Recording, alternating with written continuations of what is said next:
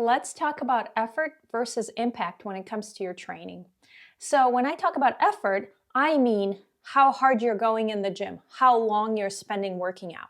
When I talk about impact, I mean how is your training affecting your goals? How is your training impacting your lifestyle? And so, those are, of course, two sides of the same coin. We need both in our workouts to benefit. They both have a place. But let's talk about different goals and how effort versus impact kind of balance out. So for the average person, myself included, we want a lot of things. We want to look good, we want to feel good, we want to get stronger, we want to be more flexible, we want to have longevity, we want to maybe not have injuries, but also kind of train hard, enjoy it, be active, be athletic. Like our goals are very varied, at the same time broad, and we want a lot, but we're also strapped for time. And so when we're strapped for time, we need to focus on impactful training activities. We want to focus on things that are going to give us the most bang for our buck when it comes to training. Like we don't have time to spend hours at the gym. Maybe we did. Like I totally spent 2 hours a day at the gym for years when I was in my late teens and early 20s. Like I had the time to spend and I had the desire to do it. And honestly, it had very little impact on my goals. The amount of time I spent training did not translate into impact. And so over the years, I found that to have the most impact on my goals, I don't need 2 hours a day at the gym. I don't need to do like very regimented, minute things for, I need to train all of my muscles separately and like combine, put that all together in a 2-hour routine. I don't need that to have impact on my goals and my lifestyle. Took me years to find that out, but here we are. So that's why I talk about effort versus impact, because we go around and everywhere where, in the media, in the books, in the videos that we might come across, we're constantly being told that we need to go hard or go home. We need to be putting out a ton of effort. We need to be running 50 miles, a day. We need to be running ultra marathons. We need to just do these intense things for us to benefit from the training. And I've even heard people say stuff like, 10-minute walk, that doesn't count. Or, going for a bike ride, that doesn't count.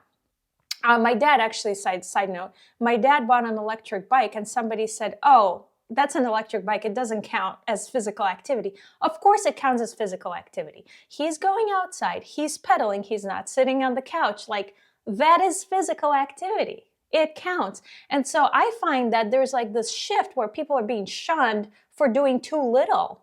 And they're being kind of forced to think they need to do more.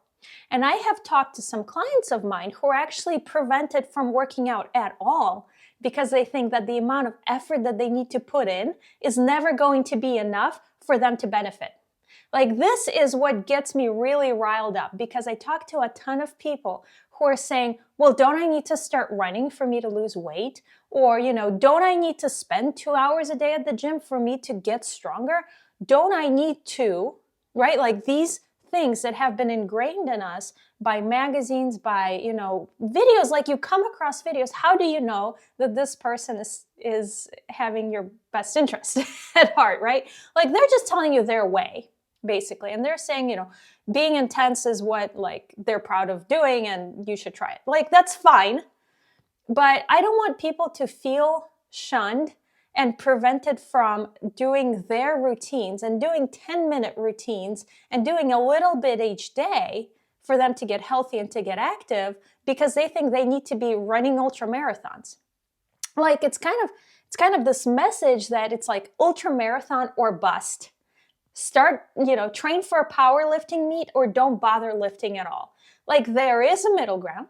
Right? So the amount of effort that is required for you to achieve your goals, which are likely to get healthy or to get, to get stronger, to get more flexible, to get more mobile, to assure longevity, to look good in your clothes, to feel confident when you go to the beach, like that is likely your fitness goal. And again, for the average person, that is the reason we train.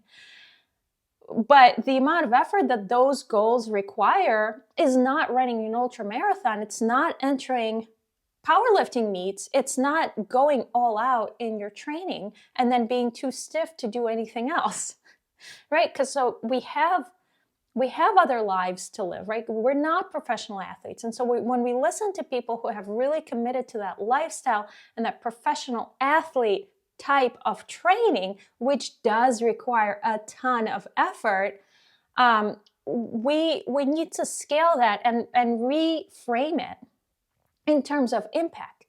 Is that type of training having the most impact on what I want and my lifestyle and my goals? And so if you want to compete in ultra marathons, you better be running ultra marathons, and that takes a lot of effort. That is very intense and very long and very, very difficult. If you're not competing in ultra marathons or, whatever else intense activity that you're thinking about, what if we take 10-minute walks a day? Is that going to have some impact on you? Absolutely. Right? It doesn't require a ton of effort, but it's going to have impact on you, tremendous impact on you, because it's going to have mental health benefits. It's going to work on your cardiovascular system. It's going to contribute to your maybe fat loss goals. Walking is enough sometimes, again, depending on your goals. But when it comes to health-oriented fitness goals, walking is enough. It's something somebody has to tell you that, but it's like, people sort of don't believe it, but then of course they try it and they realize, oh yeah, I feel better. It's working. I'm doing something other than sitting on the couch.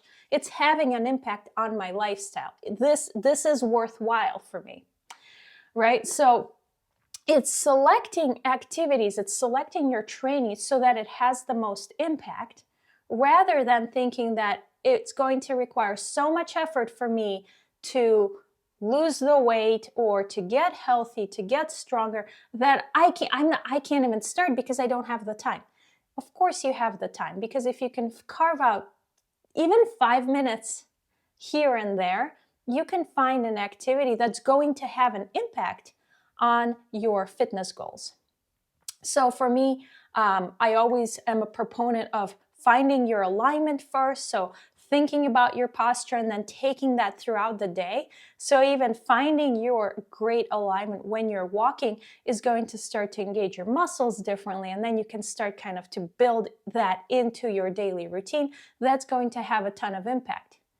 It does not take a lot of effort for you to think about your posture. It's pushing into the top of your head, finding your strong spine, and then going for a short walk and kind of utilizing that sense of freedom in your neck and kind of getting your muscles used to that type of activity, right? So that's just like very subtle, but it doesn't take a lot of intensity, but you will notice a difference in the muscle recruitment and how it's impacting your daily activities, how it's maybe impacting your pain in your shoulders and your back from constant sitting, right? Like there are ways that you can have impact without much effort.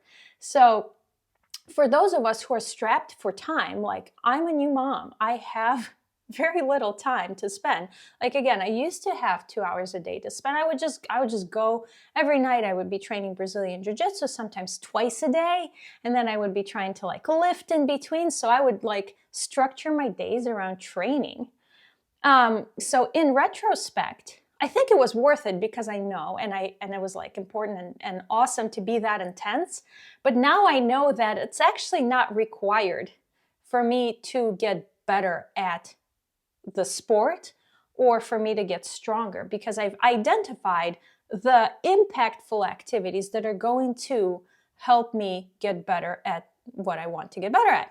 So for me, I found kettlebells because kettlebells seem to have the most impact for the least amount of time. So I have my famous 6-minute workout with my kettlebells, which is just kettlebell swings, kettlebell overhead press, bottoms up, goblet squat, and pull-ups.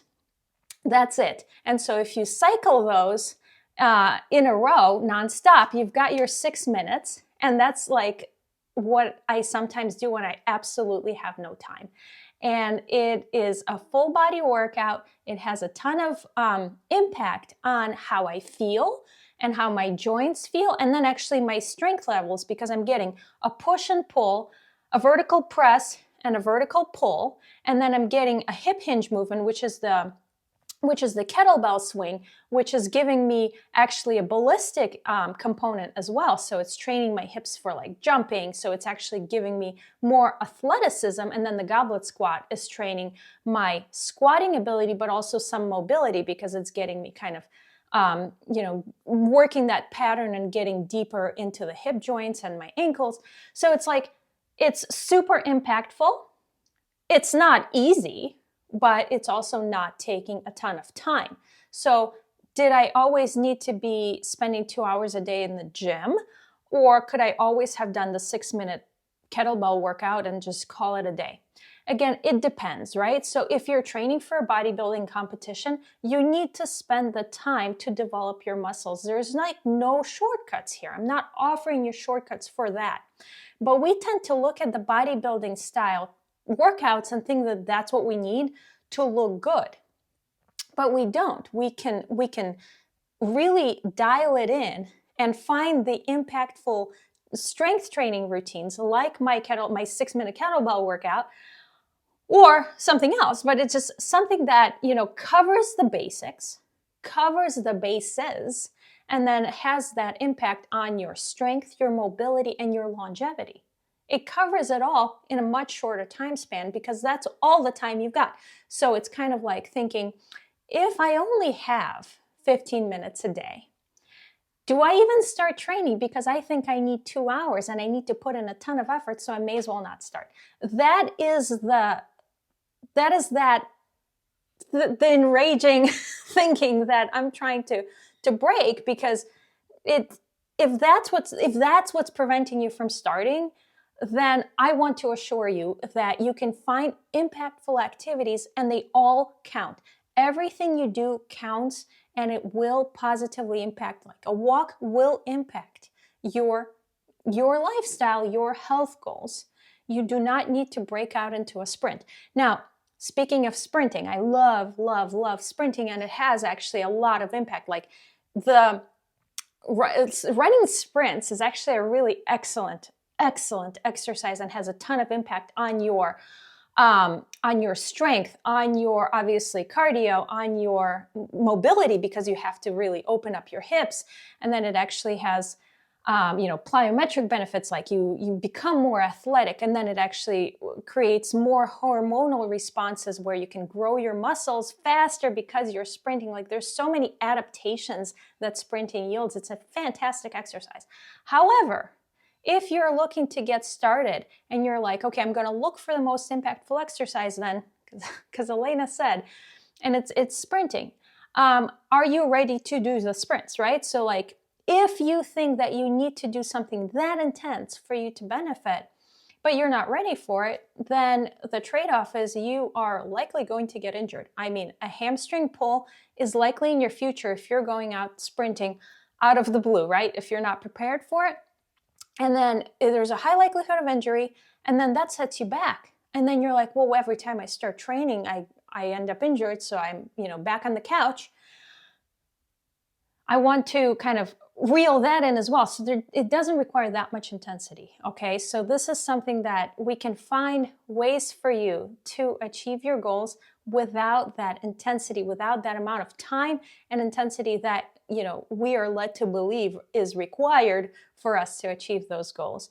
So again, sprinting is fantastic. There is a way to prep to get into sprinting, and there's a way to kind of ease into it over time. That's something you kind of train for. But in the meantime, it doesn't mean that there's not other impactful activities that you can do.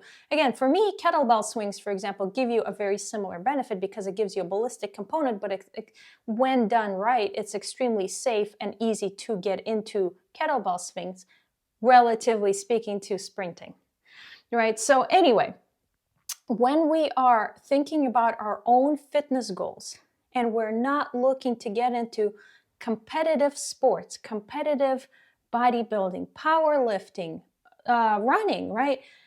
When we are working out for fun, or even when we are participating in sports, but again, they're recreational and we are leading other lives, we have jobs, we have kids, we're looking for longevity.